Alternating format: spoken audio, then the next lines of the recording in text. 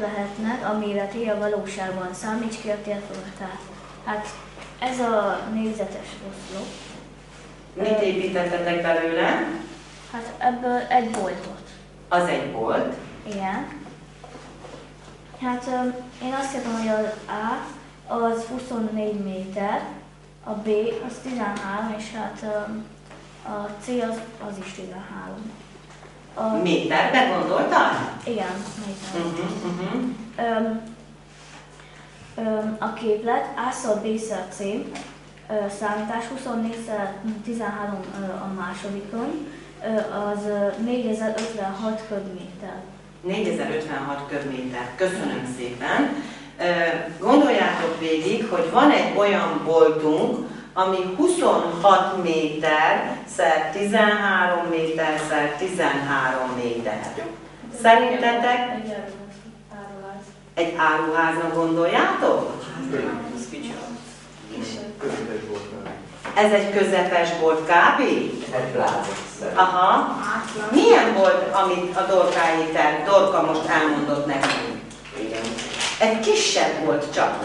Ennek a teremnek a méreteit, ha végig gondolod, olyan 2x6x4 méter, akkor ennek a kétszerese durván, akkor azért ez nem egy pláza, hanem így, ahogy Gergő mondja, hogy egy kisebb volt. Jó, rendben van. Nézzük akkor a Gergő, igen. A Gergő kapcsán jut eszembe, hogy válaszoljunk a feltett kérdésre, milyen volt most ezeket a feladatokat megoldani. Mindenki jelentkezik, és elmondja a véleményét, jó? Hogy egyszerű ezeket az ismereteket alkalmazni a hétköznapi életben, vagy nem egyszerű alkalmazni. Hát egy kicsit nehéz a feladat, mert ki kell például mérni, hogy melyik oldalt pakoljuk, például melyik oldalt kell befesteni, és ezt ki kell számolni.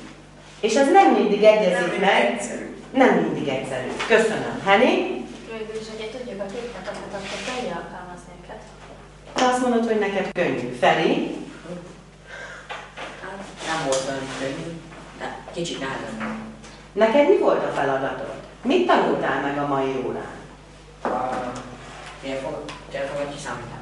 A térfogat kiszámítását tanultad meg. Kinek van még más véleménye? Laci? Hát, hogyha megtanulom a képletet rendesen, és tudom is nem csak így hébe-hóva az egyik képletnek, nem tudom, hogy milyen hogy kell kiszámítani, akkor például nehéz, de hogyha tudom, hogy mit tudom én, a négyzetnek a harmadikon a térfogata, akkor könnyű kiszámolni. Főleg, hogyha nem négyzet, hanem kockát mondasz, mert hogy a test az kocka. Árpit hallgatom még meg. Akkor nehéz ezeket a képleteket kiszámolni, hogyha valaki nem rendesen tanult ember. De hogyha valaki tanult meg, jártas ebben, akkor az ki tudja rendesen számolni.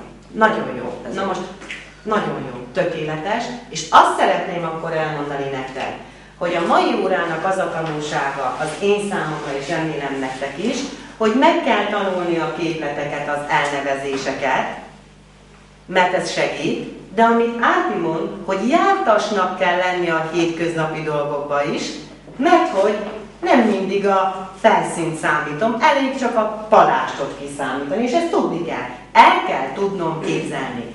Ebben a jártasságban nagyon-nagyon ügyes volt, és nagyon sokat segítette a csoportmunkát Józsi, úgyhogy Bódi Józsit nagyon szeretném megdicsérni. Jó? Meruca Árpi megint csak sikerül összeszedni magát, és ügyes volt. Erika technikai ezekbe a kézzel fogható dolgokba ügyes és jól boldogul, jól tud építeni. Ez a csapat nagyon jól együtt dolgozott, remekek voltatok. Kristófot is megdicsérem, rendfelelősként tökéletesen látta el a feladatát, és köszönöm, további szép napot kívánok mindenkinek. A rendfelelősök kapoljanak össze.